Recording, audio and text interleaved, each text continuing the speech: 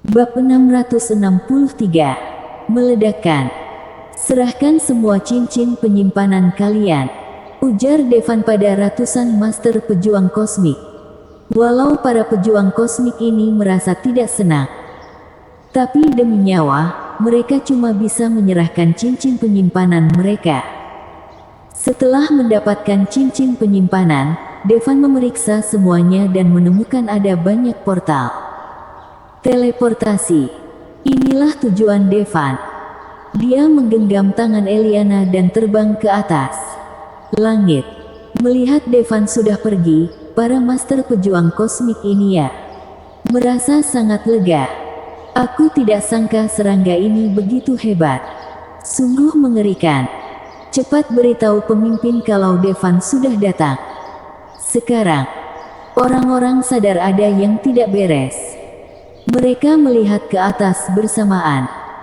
Kemudian mereka lihat satu bola bercahaya yang jatuh dari langit. Dalam sekejap, bola cahaya itu langsung menghantam tanah. Tadinya, tidak ada reaksi apapun yang terjadi pada bola itu. Tapi setelah beberapa detik, planet Bantar ini mendadak gemetar dengan hebat. Walau planet Bantar dilindungi kekuatan jurus yang kuat, tapi planet ini tetap tidak bisa menahan serangan Devan. Bintang berderai. Itu jurus yang secara khusus digunakan untuk menghancurkan planet. Ketika berdiri di angkasa, maka kita bisa melihat retakan-retakan besar yang banyak pada planet Bantar. Apa yang terjadi dengan planet kita? Kenapa retak? Retakan-retakan itu berukuran ratusan kilometer. Cepat lari, planet kita akan meledak. Seluruh planet Bantar berada dalam kekacauan. Banyak orang yang mengeluarkan portal teleportasi mereka untuk melarikan diri Tapi juga ada banyak orang yang tidak memiliki portal teleportasi untuk meninggalkan planet Bantar. Jadi mereka tidak bisa melarikan diri. Banyak orang yang ditelan oleh retakan yang sangat besar dan tak tertandingi ini. Bahkan Master Overlord saja tidak bisa menahan kehancuran planet ini. Cuma Master Kosmik saja yang masih bertahan dengan sekuat tenaga mereka. Tadinya, 100 Master Pejuang Kosmik ini punya portal teleportasi untuk pergi dari planet ini, tapi sayang cincin penyimpanan mereka sudah diambil Devan. Sebab itukah, mereka cuma bisa melihat planet mereka ini meledak. Sebelum meledak, mereka cuma bisa terbang menjauh dari planet ini. Tetapi mereka terbang cukup dekat. Waktu planet Bantar meledak dengan keras. Ledakan itu bagai kembang api yang mekar di alam semesta. Tetapi itu bukanlah kembang api. Itu sebuah planet. Ada 1 miliar makhluk hidup di planet itu. Ratusan master pejuang kosmik kaget oleh kekuatan ledakan itu dan terus menyemburkan darah mereka, tetapi mereka berhasil menyelamatkan nyawa sendiri. Karena tak ada portal, maka mereka cuma bisa pergi ke planet terdekat dengan cara terbang. Tetapi planet yang terdekat dengan tempat mereka juga lumayan jauh. Dengan kekuatan mereka yang sama sekali tak mendukung mereka untuk terbang ke planet lain, mereka kehabisan tenaga dan mati membeku di ruang angkasa yang sangat dingin. Sebenarnya ledakan planet di alam semesta ini bukanlah hal yang besar. Di alam semesta yang begitu luas, ledakan planet sangat sering terjadi. Namun karena ini adalah planet klan Andel, tak lama, keluarga Andel juga sudah langsung menerima berita ini. Berita ini dengan cepat menyebar di galaksi Setrena. Devan benar-benar sudah datang, dia langsung menghancurkan planet milik klan Andel. Walau itu cuma planet kecil, tetapi itu jelas sudah mempermalukan klan Andel. Dia benar-benar datang.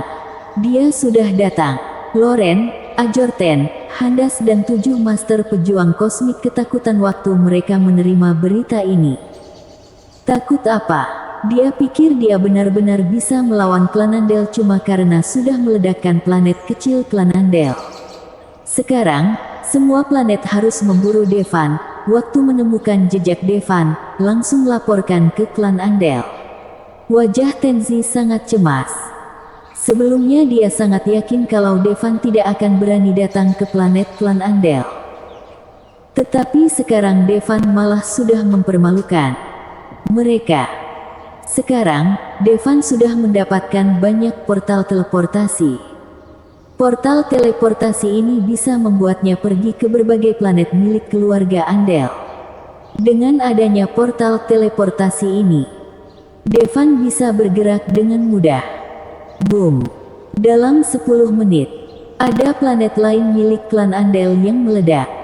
3 menit kemudian, planet ketiga milik klan Andel meledak lagi. 5 menit kemudian, planet keempat milik klan Andel meledak. Karena Devan melakukan perjalanan ke planet-planet itu melalui portal teleportasi, tentu saja klan Andel akan sulit tahu ke mana Devan akan pergi. Sebab itulah, klan Andel tidak bisa melakukan apapun selain melihat planet-planet mereka mulai. Sial, serangga ini sungguh kurang ajar, dia benar-benar berani meledakkan planet milik klan Andel. Orang-orang klan Andel sangat marah. Walau para anggota klan Andel sangat marah, klan lain cuma menonton. Hahaha, kali ini klan Andel sudah bertemu dengan lawannya. Benar, aku tidak menduga master yang lahir dari planet Sentinel akan punya kekuatan seperti ini. Tapi tidak mudah kalau mau menghancurkan semua planet milik klan Andel, mereka punya jutaan planet. Hahaha. Kamu pikir kami tidak bisa melacak keberadaanmu? Wajah Tenzi muram. Dia langsung memerintahkan semua planet untuk mengunci semua ruang teleportasi. Dengan begini, Devan tidak bisa lagi berteleportasi dengan portal teleportasi. Sebaliknya portal teleportasi itu akan mengantar Devan ke angkasa. Tapi sayang, hal ini tidak akan berpengaruh pada Devan. Entah dia akan berteleportasi ke planet klan Andel atau teleportasi ke luar angkasa. Kalau jarak antara Devan dan planet itu tidak terlalu jauh, maka dia tetap bisa meledakkan planet itu. Bum bum bum. Planet klan Andel bagai kembang api yang terus meledak. Di angkasa, kelihatan bagai pertunjukan kembang api yang sangat megah. Makhluk hidup yang tak terhitung jumlahnya langsung lenyap. Inilah kekejaman kosmik. Cepat, suruh mereka semua pergi ke planet Andel. Tenzi cuma bisa memikirkan rencana ini. Selain planet Andel, tidak ada planet lain yang bisa menahan kekuatan Devan. Tak lama kemudian, Devan langsung sadar. Dia sudah menyerang beberapa planet. Tapi planet-planet itu tidak begitu banyak makhluk hidup. Kalaupun ada, mereka cuma makhluk hidup yang sangat lemah. Jelas para master yang kuat sudah meninggalkan planet itu. Jadi hanya beberapa makhluk lemah yang tertinggal di planet itu. Mereka terlalu lemah dan bahkan tidak punya formasi teleportasi. Sehingga mereka cuma bisa menunggu kedatangan ajal saja. Saat ini, planet Andel sudah dipenuhi dengan para master.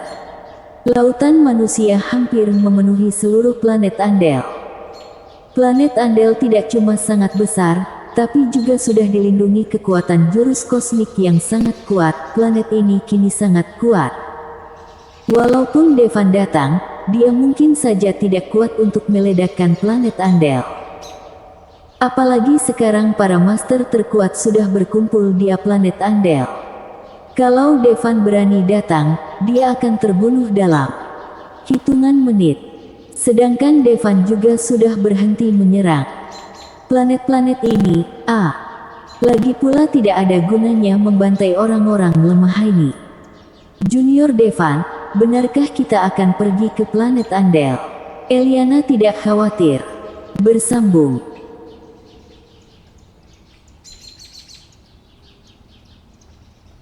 Bab 664, Penjara Misteri. Tentu, Devan menjawab sambil menyipitkan matanya. Walaupun dia berhenti menyerang planet biasa klan Andel, Tapi dia tidak akan melepaskan planet Andel. Saat ini, setengah planet Andel jadi ramai. Awalnya mereka kira jenius dari planet Sentinel itu akan langsung ditahan oleh klan Andel. Tapi mereka tidak menduga akhirnya klan Andel malah dikalahkan dan bahkan terpaksa harus berkumpul di planet induk. Tidak, bukan berkumpul, tapi melarikan diri. Karena kalau mereka terus berada di planet tadi, mereka mungkin akan dimusnahkan bersama planet yang akan meledak. Itu. Klan Andel sudah hidup hingga puluhan ribu tahun dan tidak pernah mengalami penghinaan seperti ini. Kepala klan Andel, Karas berteriak dengan marah pada sekelompok tetua. Saat ini klan Andel tidak bisa apa-apa. Hampir semua master kuat klan Andel sudah berkumpul di planet Andel. Kalau Devan berani datang, dia pasti akan mati. Tapi bagaimana kalau Devan tidak datang? Dengan populasi 100 miliar lebih dan sumber daya yang dimiliki planet Andel, mereka tidak bisa menopang banyak orang dalam waktu yang lama. Kalau menghabiskan banyak waktu, maka mereka akan mati duluan tanpa diserang Devan. Tapi mereka juga tidak berani meninggalkan bintang Andel. Bagaimana kalau Devan menyerang planet klan Andela? Lagi. Sebenarnya, kekhawatiran klan Andel sangatlah berlebihan. Devan bukan tipe pendendam. Karena Devan itu orang yang langsung membalas dendam. Walaupun di planet Andel sudah terkumpul banyak master terkuat di Imperium Andaras, Devan juga tidak akan mundur. Lewat ruang portal, Devan dan Eliana pun tiba di planet Andel. Tapi tempat ini sepertinya tidak beres. Tempat ini seperti penjara bawah tanah. Devan dan Eliana sangat tahu merasa asing dengan nama-nama planet Andel. Karena itulah, mereka memilih salah satu tempat dari peta secara acak. Yang jelas, mereka mau ke semua planet Andel, jadi tak peduli kemanapun mereka berteleportasi. Waktu mereka lihat secara jelas pemandangan di dalam penjara, Devan dan Eliana segera menghirup napas dalam. Mereka lihat sel penjara ini yang begitu besar. Para penjahat di dalam penjara terpaku pada dinding. Tiap dinding terpasang paku panjang. Masing-masing paku itu setebal lengan wanita. Paku-paku itu langsung menembus tubuh mereka, menusuk hingga menembus dari tubuh mereka. Masing-masing tahanan paling tidak ditusuk dengan 4 sampai 6 paku. Selain paku, ada beberapa rantai besar yang dibuat dengan bahan khusus. Rantai-rantai itu langsung menembus tulang mereka serta mengikat mereka ke dinding secara ketat. Kesalahan apa yang dibuat semua orang ini? Kenapa mereka dihukum seperti ini? Keadaan ini hampir sama dengan neraka di planet Antares. Untung saja semua orang ini sungguh kuat. Mereka pun tak mati setelah terluka separah itu. Pastinya mereka akan mati. Karena Devan menemukan sebagian besar orang di dinding penjara sudah jadi mayat. Walau mayat mereka belum membusuk, tapi darah mereka sudah lama kering, pakaian di tubuh mereka pun sudah lapuk. Dia melihat sekitarnya. Hampir semua dinding penjara penuh dengan tahanan. Paling tidak, ada puluhan ribu tahanan. Sebagian besar sudah mati. Mereka yang belum mati pun terlihat begitu lemah, mereka pun tak mungkin bisa bertahan lama. Pastinya semua orang ini telah dipenjara dengan waktu yang lama. Mungkin mencapai ratusan tahun. Sungguh memprihatinkan. Benar-benar sangat memprihatinkan. Ditusuk menggunakan paku besi, dirantai sampai menembus tulang selangkah serta ditahan di dinding selama puluhan tahun dan mungkin berabad-abad. Kemudian menunggu ajal datang menjemput mereka. Perasaan seperti ini, bahkan cuma dibayangkan saja sudah cukup mengerikan. Jika mereka tak kuat pastinya mereka akan segera mati. Bagi mereka yang kuat mungkin butuh waktu puluhan tahun atau mungkin 100 tahun baru bisa mati. Di waktu itu, Kematian merupakan hal yang melegakan bagi mereka. Sayangnya mereka pun tak bisa mati secara mudah. Walau paku-paku besi itu telah menembus tubuh mereka, tapi paku-paku itu menghindari titik-titik vital tubuh mereka. Pastinya ini dilakukan secara sengaja, mereka tak mau para tahanan ini mati dengan cepat. Penjara ini ada di lingkungan yang gelap dan tak ada sinar matahari. Namun karena Devan dan Eliana itu master kosmik, jadi mereka bisa melihat bagian dalam secara jelas. Astaga, kejahatan apa yang telah mereka perbuat? Eliana menutup mulut kecilnya. Walau dia penguasa imperium, Eliana pun punya darah bangsawan seorang penguasa. Ketika melihat hal ini, dia tetap merasa sangat kaget. Dengan mudahnya menghabisi orang. Menyiksa tahanan seperti ini sungguh keterlaluan. Pastinya, kalau mereka telah berbuat kejahatan keji, maka mereka pantas mendapatkan karma. Tampaknya mereka merasa ada orang yang sudah datang. Beberapa penjahat di dinding membuka matanya. Sayangnya mereka tak mempunyai bola mata. Ternyata bola mata mereka telah dicungkil. Membuka mata cuma tindakan di bawah sadar mereka. Habisi aku, habisi aku. Merasakan kedatangan seseorang. Kata-kata pertama yang diucapkan oleh para tahanan itu untuk menghabisi mereka. Mereka yang masih hidup pastinya punya kemampuan yang lebih kuat. Mereka telah mengalami penyiksaan selama puluhan sampai ratusan tahun. Jiwa mereka telah lama hancur. Kengerian yang mereka alami pastinya lebih buruk daripada luka tubuh mereka. Devan dan Eliana saling menatap. Mereka tak berniat untuk membebaskan para tahanan ini. Bagaimanapun mereka akan bebas setelah Devan meledakkan planet Andel ini. Selain itu, mereka cuma sekelompok penjahat. Kemungkinan mereka telah berbuat kejahatan keji. Jika tidak, mereka pun tak mungkin disiksa seperti itu. Mereka berdua berencana untuk meninggalkan tempat ini. Bagaimanapun juga, tempat ini benar-benar membuat orang merasa tertekan. Karas, kamu ledakkan planet dan rumahku, kamu menyiksa keluargaku, kalaupun aku mati, aku tak akan melepaskanmu. Seketika, suara rintihan wanita yang memprihatinkan dan nyaring terdengar. Mereka berdua langsung menoleh. Terlihat ada seorang wanita yang terpaku di dinding. Tubuhnya sangat kurus, rambutnya tergerai, ada kebencian yang dalam di wajahnya. Tapi bisa dilihat, sebenarnya dia tidak jelek. Tapi dia sudah kena penyiksaan sekian lama.